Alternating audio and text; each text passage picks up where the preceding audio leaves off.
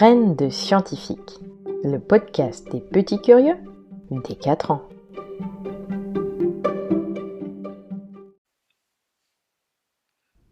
Bonjour, on se retrouve aujourd'hui pour une nouvelle histoire qui s'intitule « Le futur astronaute qui ne voulait pas ranger sa chambre ». Max est un petit garçon plein de rêves. Il adore jouer avec ses personnages et inventer des histoires où se mêlent dinosaures, espace, volcans.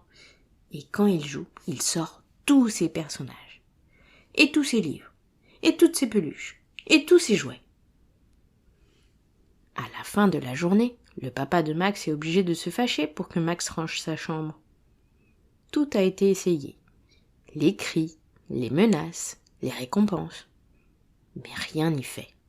Max ne veut jamais ranger sa chambre. « Et si j'avais besoin de mes jouets pendant mon sommeil ?» déclarait-il. Mais Max a un rêve plus important que les autres, devenir astronaute. Il se rêve déjà en chantre de l'exploration spatiale, à poser le pied sur la Lune, puis sur Mars. Il s'imagine en train de voler et de flotter dans la station spatiale internationale. Il se voit aux commandes d'une fusée, plus grande qu'un immeuble, prêt à appuyer sur le bouton après le décompte. 3, 2, 1... Décollage.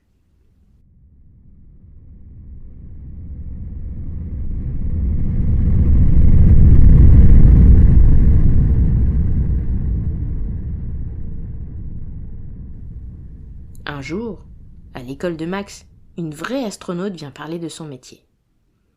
Mélanie est un peu grande, mais pleine de sagesse et d'assurance.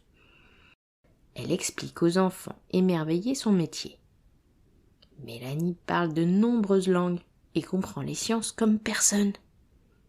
Elle propose des expériences aux enfants qui passent une après-midi à s'amuser comme des petits fous.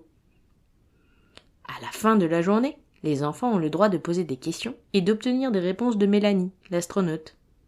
Alors, Max prend son courage à deux mains et pose une question qui le taraude. Est-il vrai qu'on ne peut pas devenir astronaute si on ne range pas sa chambre ? Mélanie sourit, rêveuse. Puis, elle répond. Ce n'est pas rédhibitoire. Je ne suis pas une pro du rangement. Par contre, dans la station spatiale internationale, nous sommes obligés de tout ranger. Sinon ce serait très dangereux, vu que tous les objets flottent. Mais sache que là-haut, nous avons un bordel organisé. On stocke du matériel partout. Sur le plafond, les murs, le sol. Tout l'espace est précieux et utile.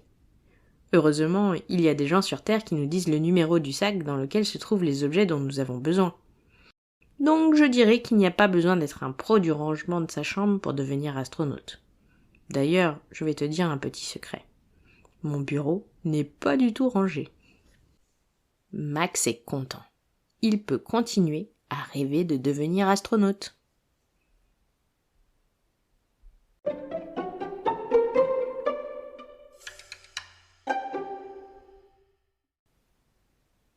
Si tu ne l'as pas fait, n'oublie pas de changer l'eau de ton noyau d'avocat.